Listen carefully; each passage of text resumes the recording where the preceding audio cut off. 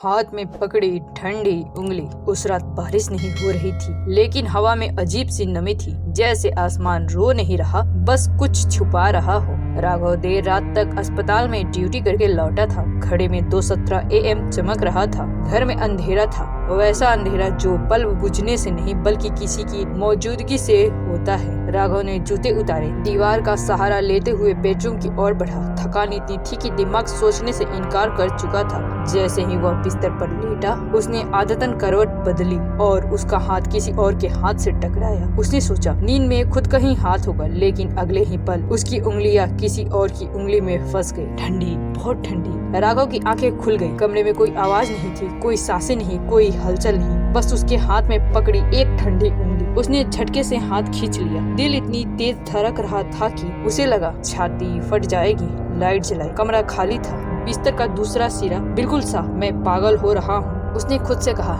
Doctor था वो, मृत शरीरों को छू चुका था, ठंडे हाथों से डरने वाला नहीं था। फिर भी उस उंगली की ठंडक अब भी उसकी हथेली में जमी हुई थी। पहली रात के बाद राघव ने इस घटना को नजरअंदाज कर दिया। काम का तनाव, नींद की कमी, यही सब सोचकर खुद को समझा लिया। लेकिन अगली रात फिर वही हुआ। इस बार उसने जानबूझकर लाइट बंद रखी, आंखें बंद की, सांस रोकी और फिर वही स्पर्श। इस बार उंगली ने उसकी उंगली को हल्के से दबाया, जैसे कोई कहना चाहता हो, मैं यहाँ हूँ। राघव चीख पड़ा। लाइट जली, कमरा फिर खाली, लेकिन इस बार तकिए पे हल्का सा गीला निशान था, जैसे किसी ने रोकर आंसू छोड़े हो। एक भूली हुई फाइल। अगले दिन अस्पताल में राघव का ध्यान किसी भी चीज में नहीं लगा। नर्स शालिनी ने पूछा, डॉक्टर आप ठीक तो हैं? राघव ने सिर हिलाया, लेकिन आंखें झूठ बोल रही थी। लंच ब्रेक में वह रिकॉर्ड रूम में चला गया बिना वजह। वहीं उसे एक पुरानी फाइल दिखी। माया वर्मा, केस नंबर 317। नाम पढ़ते हैं उसके हाथ कांप गए। माया उसकी पत्नी, जो 3 साल पहले इसी अस्पताल में मरी हुई घोषित की गई थी। एक एक्सीडेंट,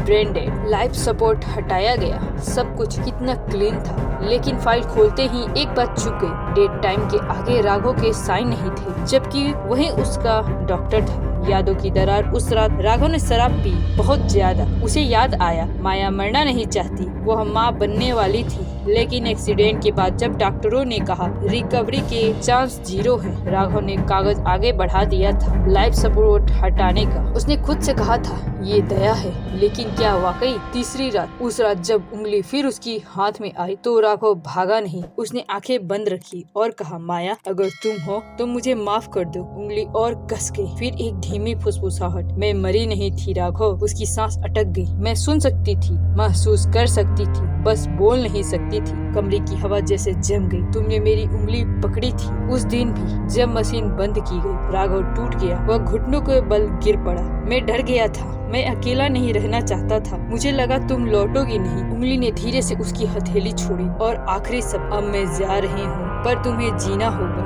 सच के साथ। अगली सुबह राघव ने खुद को पुलिस के हवाले कर दिया। माया का केस रीओपन हुआ, रिपोर्ट बदली, सच सामने आया। घर में अब अंधेरा नहीं था। उस रात के बाद फिर कभी किसी ठंडी उंगली ने उसका हाथ नहीं पकड़ा। लेकिन जब भी वह किसी मरीज का हाथ थामता है तो उसे याद आता है, कुछ उंगलियां ठंडी नहीं होती, वे अधूरी होती है और उन्हें बस एक सच की गर्मी चाहिए। थाने की ठंडी बेंच पर बैठा राघव पहली बार सच में कांप रहा था। यह डर नहीं था, यह राहत भी नहीं थी, यह वो खालीपन था जो सच कबूल करने के बाद मन में बसता है। माया की फाइल फिर खुली। इस बार अस्पताल के रिकॉर्ड नहीं, यादों के रिकॉर्ड। पोस्टमार्टम रिपोर्ट बदली गई। ब्रेन डेड का समय गलत निकला। नर्स शालिनी का बयान सामने आया। मशीन हटाने से पहले माया की उंगली हिली थी। कमरे में सन्नाटा छा गया। जब पूछा, क्या आप कुछ कहना चाहोगे? राघव खड़ा हुआ, आवाज कांप रही थी। मैं डॉक्टर था, पर उस दिन पति नहीं बन पाया। मैंने दया समझकर डर चुना और उसी डर ने मुझे उम्र भर की सजा दे दी। जज ने फैसला सुनाया, सजा तय हुई। लेकिन उससे पहले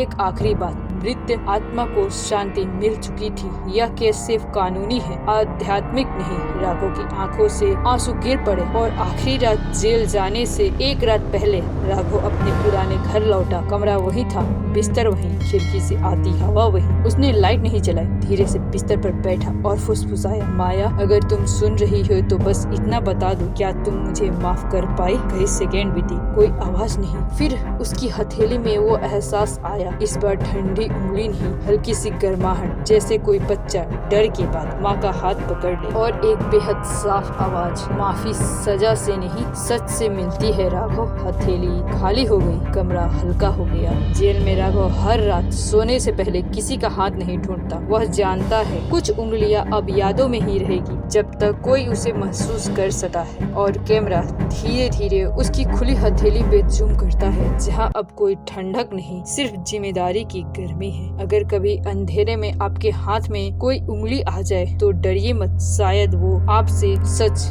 मांग रही है।